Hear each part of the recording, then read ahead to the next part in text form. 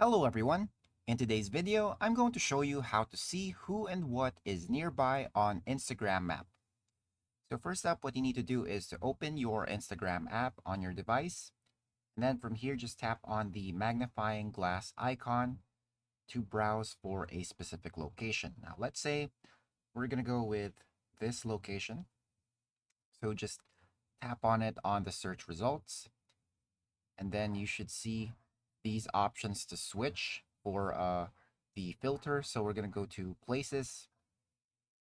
And then in here, we're just going to select a specific location that we'd like to use or search for. So for example, maybe this one right here. So as you can see, it'll open this map for us.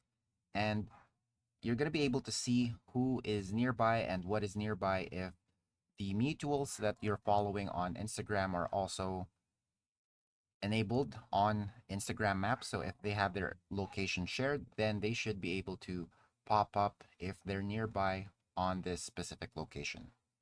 So the same applies if you try to use a different location, as long as the person you're following or the person that you're mutuals with has their locations enabled. And that's it for today. Thanks for tuning in, and I'll see you next time.